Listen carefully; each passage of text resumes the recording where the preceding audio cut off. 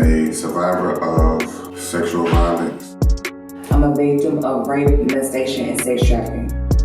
I remember the touching the fondom lady as he was drying me off. And then he says, "Are you sure it was rape?" I woke up tattooed across my back with his name, and he told me I was his. I could feel the heat, I could hear the ringing, and he just went off. It just kept happening, and I couldn't understand why it was happening to me. My name is Anthony McNeil, and regardless of what you think, this is my story.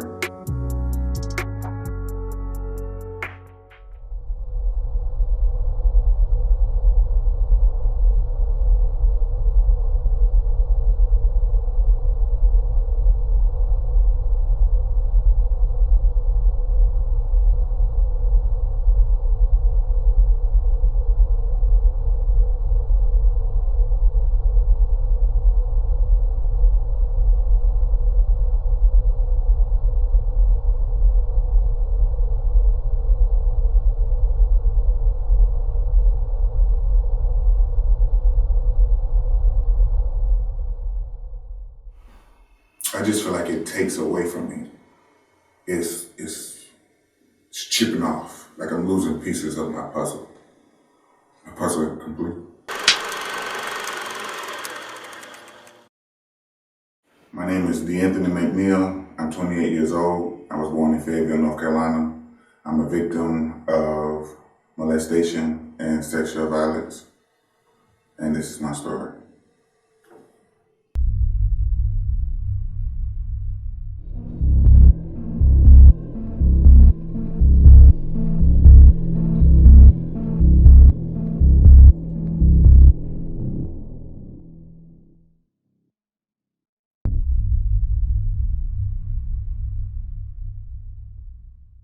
My childhood I would say it was happy, but it was also violent at the same time. Well, I didn't want for nothing. I didn't have anything that I wanted or needed that I couldn't get. My mom made sure we had everything that we needed. But my background, my family, it's gotten a lot of trouble in and out of prison and stuff like that, run-ins with the police. So it's just very, very close to home.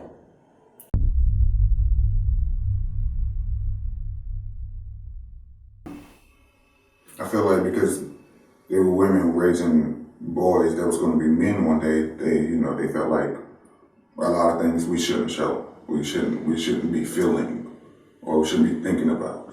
I don't feel a close connection. I feel like an outsider. I think it's just the way that I process things. Some people are very strong-minded. Things don't get to them easily. I take offense to a lot of things, good, bad. I'm a very emotional creature. And I'm very passionate. But my family is, I'm not gonna say they're not passionate, but they're passionate aggressively, and I'm the opposite of that. I just felt out of place. Like, I didn't always feel like I was understood. Like people didn't get me. I always felt like I had to over-explain or over-exaggerate my feelings just to kind of like, I had to paint a picture, and then after painting the picture, it's like you still don't even really care, or it didn't matter.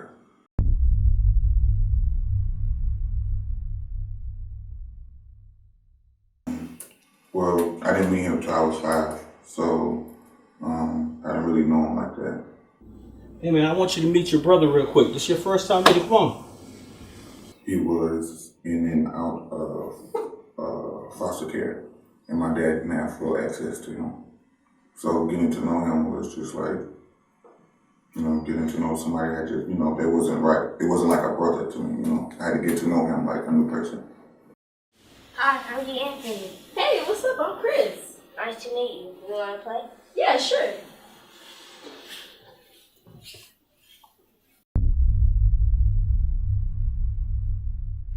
Well, basically, I remember being in the room and being asked to come closer to the bed and to show my private. D'Anthony, go to bed.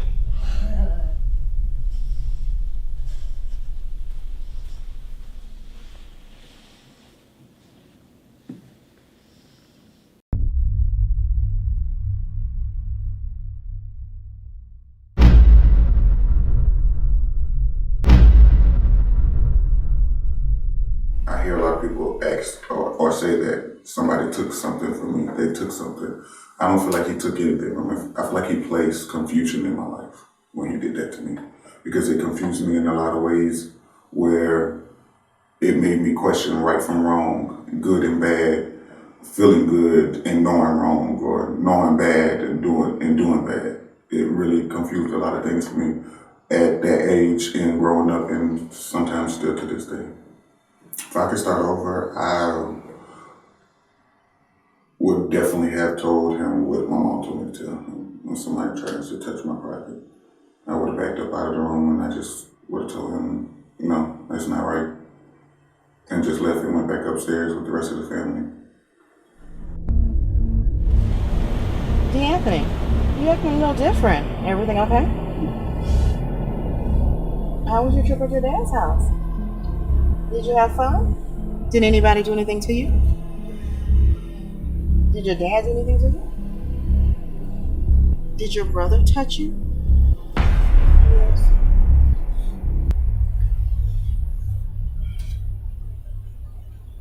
I was punished instead of helped.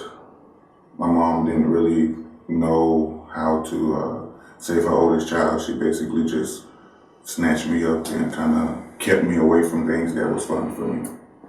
So I lost a lot of my childhood.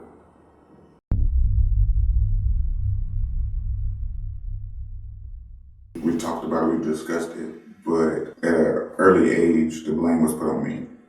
And because of the way my life was set up on both sides, my dad and my mom, it was kind of like, it was easy for me to accept it, that it was my fault. It wasn't going to make the situation better, me steady saying, okay, it wasn't my fault. So it was like, it's best for me to just take the blame and move on.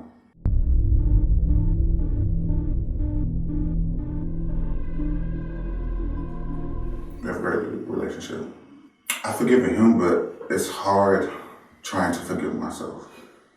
Just like something happened to me, something happened to him. And I know he's not the sole reason why I feel the way that I feel and I have this situation going on in my life. It's not his fault either. Somebody did that same thing to him. He went through a lot of different homes, so I don't blame him. He's not at fault.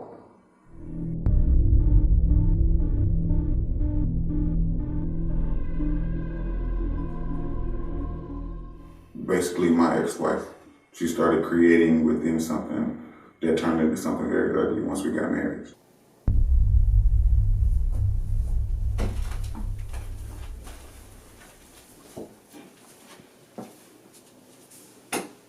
Hey there.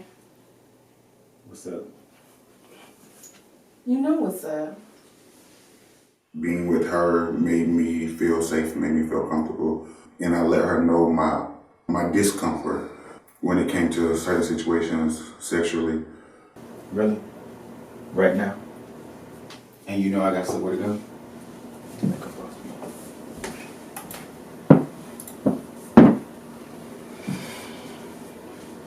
Basically, she would molest me in my sleep, and I would wake up with my clothes half off of me. She would take what she wanted, she would leave. The action actually started before marriage. It was something that I kind of was indulged with in the beginning, so I guess she felt like it was acceptable, I guess, in her eyes.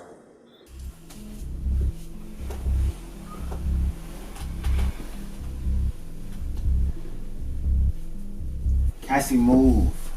I'm tired. I'm trying to say my prayers so I could get in the bed. Besides, ain't you bleeding anyway? There's ways around that. You nasty. Get out the way. Hey, I need some. Do you want me to just get it while you sleep? No. I told you I do not like that. That was cool in the beginning. And besides, you bleeding. So I'm asking you, do not do that to me. Okay. Take your medicine. Good night.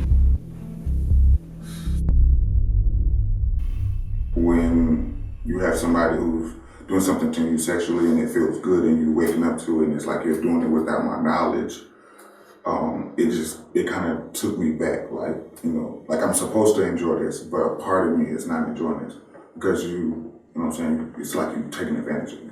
You're doing what you want to get what you want. And it's not, you don't really care if I get what I want. It's all about what you want.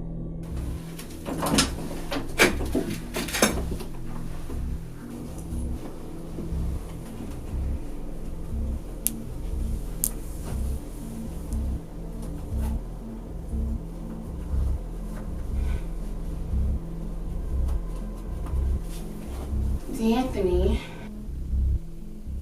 What's up? I know you see me. Yes, I see you, but now ain't a good time. It's never a good time. Or you too sleepy, but it's bound to be something. You know, I really wish you wouldn't take it there. You gonna act like I don't have a sleeping disorder? And it's not like the pill's making it any better for me. I'm burning the candlestick at both ends right now. What more do you want from me? You know what? Don't worry about it. Just keep doing what you're doing. I'll get it all worked out.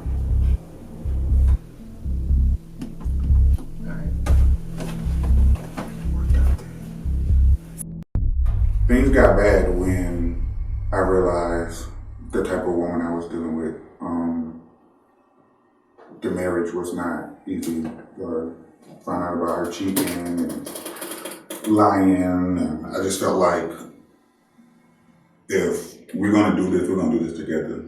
And it's gotta be 50-50, and we both gotta be giving 100%. And I felt like she wasn't giving me her 100%, and she wasn't giving me her all. So I felt like, yeah, I'm a man and I have needs, but I'm not gonna share my body with you, something that I feel like is very special for me and for both of us being in a marriage. I don't feel like you deserve it. And I kept it away, I took it away from her. In a mindset of today's world, the woman has the power and she can take it away. But in my marriage, I had the power and I can take it away. But what I didn't realize was I could take it away, but because of my sleep apnea, she could still get what she wanted, and that's what she did.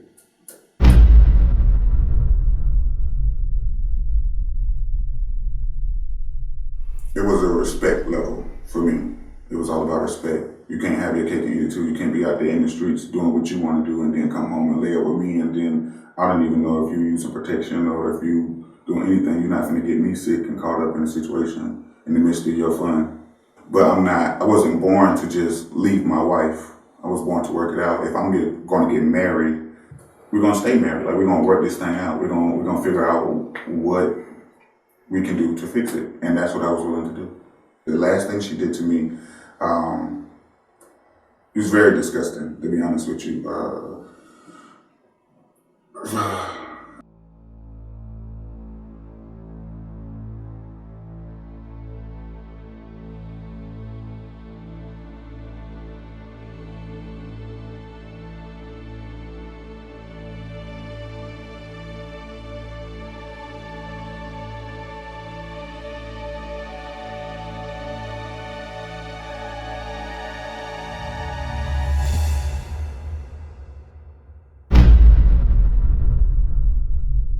She mounted me in my sleep, and her menstrual got all over my clothes, and she didn't have the respect to wipe me off or change my clothes or at least take my shirt off. I woke up, white t-shirt, basketball shorts, menstrual, and she was in the military, so she was at PT, so she was gone. So I'm waking up later, hours later, like,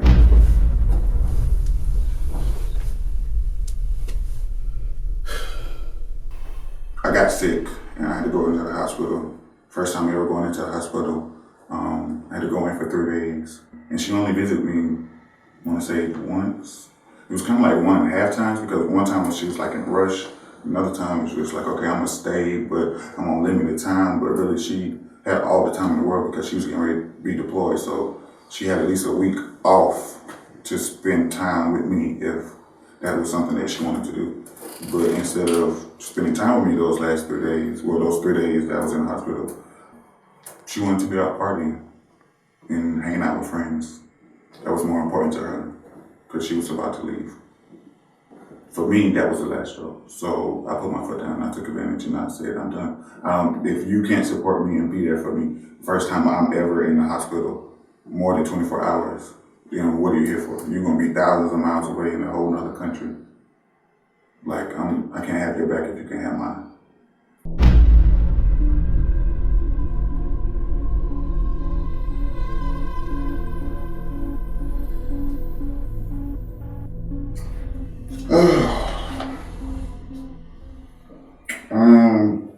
Basically, I confide in somebody for a place to stay and spiritual healing because they dealt with a lot of issues that I had. I felt like I was in a safe place, not realizing that they had some continuing issues that drew me into a situation that I never wanted to be in the first place.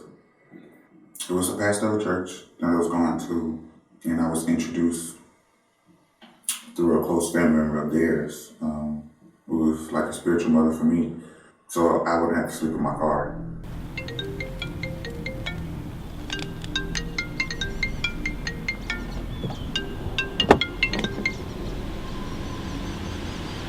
Hello? D'Anthony. Hey. Oh, hey, Sister Carol. She really had to be connected to me because she knew exactly what was going on in the spirit with me. I didn't have to be homeless. I didn't end up being homeless. How are you? I'm good, but I'm trying to see how are you. I was laying here in the bed and the Lord dropped you in my spirit. I just knew something was not right. Now tell me, what is going on with you? Well, Well, what? things are a little hard right now. And, ain't got nowhere to live, so sleeping in my car. D'Anthony, why didn't you call me? Why is it that you would place yourself in such a situation, D'Anthony? This can't happen. This can't happen. It can't happen like this. I tell you what. Where are you? Parked side the road somewhere. Baby, stay where you are and pick up your phone when I call you back. Let me give Pastor a call. Let me find you somewhere to stay. Okay.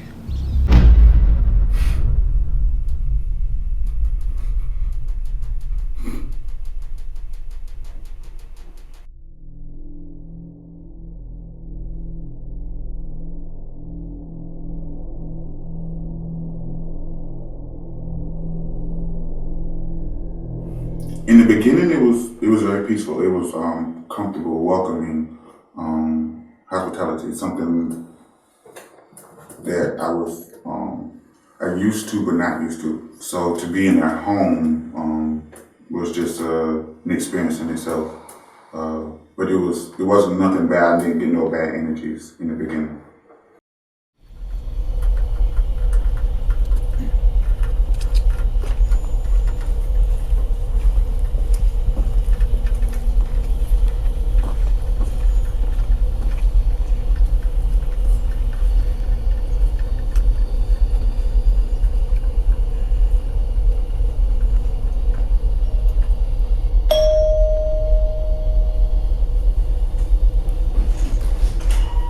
Hello there. How you doing, Pastor? Come on in.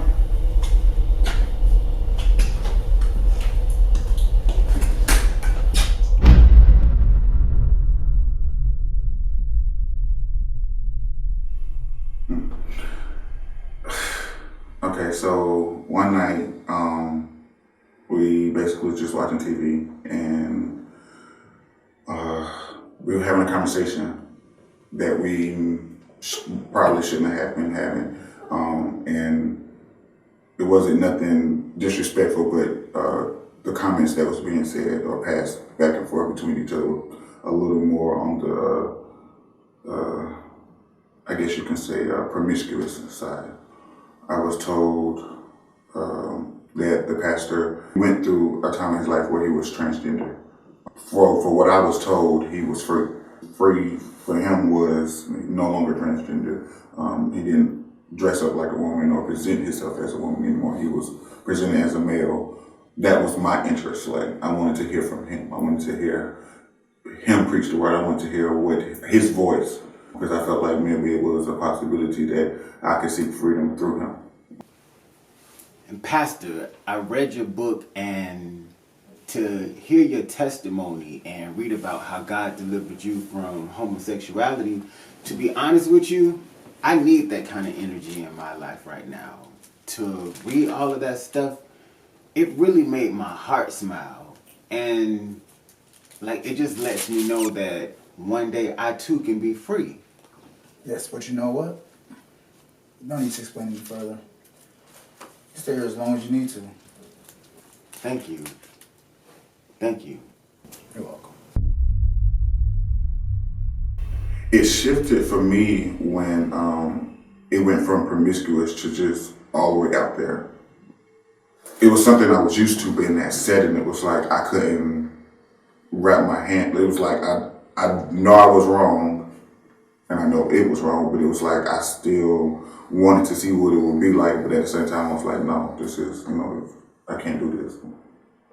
And from there, it led to a sexual exchange that I didn't ask for, but I didn't 100% refuse.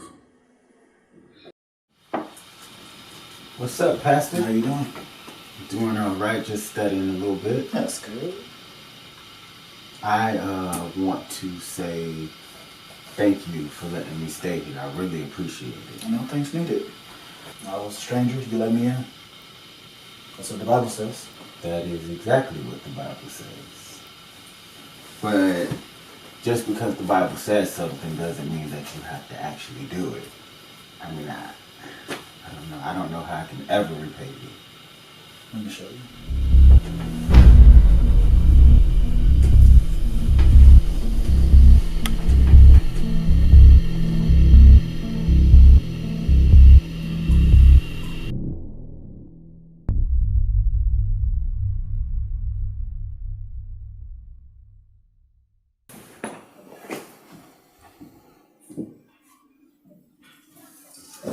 What's wrong? What's going on with you?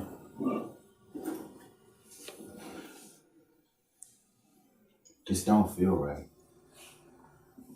I'm not comfortable with us living together and having sex like we're a couple.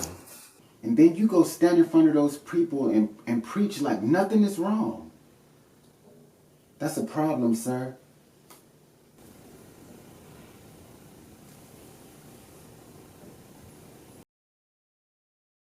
I feel like it backset me in a lot of ways where I feel like I made a lot of progress and a lot of steps forward. I feel like it threw me for a loop because now I was questioning my spirit with God because I didn't know if I was carrying something that continued to allow me to get in these situations where I think I'm safe, quote unquote safe. And it's the 100% opposite.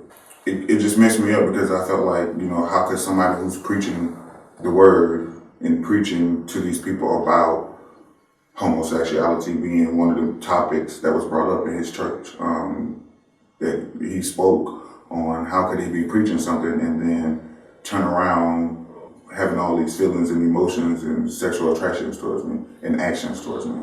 I did speak up and say, this is not right, you're a pastor, I'm close to somebody, I'm close to people in your family, and I'm close with the people in the church, and I feel like this is something that I would not be comfortable with, like going to church on Sundays and then leaving church and then, we doing things as a quote-unquote couple. And that, to me, it was like I wanted a father figure. I wanted a spiritual father figure. I wanted somebody who had a really close relationship with God, who could get me closer to God, but could also give me that fatherly guidance that I lacked from my biological father.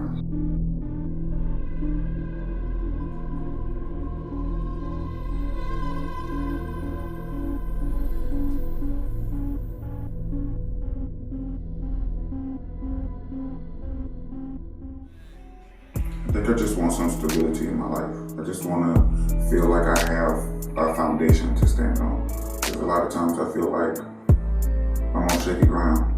Like when they're stepping on stones and there's that one stone that's just floating on the water. It's like I feel like I keep stepping on that stone and I keep going in the water.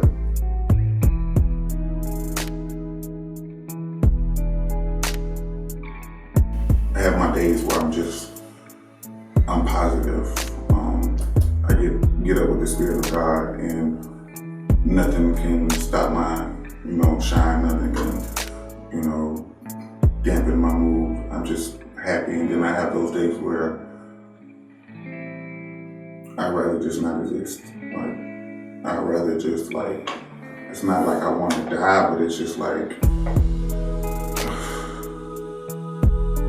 growing up, I realized there are people out there who go through things way worse than some of the things that we go through. And when we think our situation is to the point where we can't handle it, or we think we just ready to give up, there's somebody out there going through something that's triple or quadruple times worse than what you could ever even imagine. And I just feel like I want to let people know, like, there's a chance for you to at least be sane, at least have a chance at a happy life, a chance to be at peace. It doesn't happen overnight, but it's a chance. I'm walking, I'm breathing, I'm living. I'm able to survive and be independent. Where I know a lot of people are not able to do that. I know there's people out there who really genuinely love me and want to see me do great and want the best for me. And I don't want to let them down. And I know me not being around will be more hard for them than what I'm dealing with. I feel like what I'm dealing with is I can cope with it, but I don't feel like they will be able to cope not having me around, or not having me to be able to at least call and talk to. I learned that family is always going to clash. You're always going to have people in your family that you're not going to always get along with or always 100% agree with, but you just got to know how to love them just like you want to be loved, and just work through it. My name is D'Anthony McNeil, and regardless of what you think, this is my story.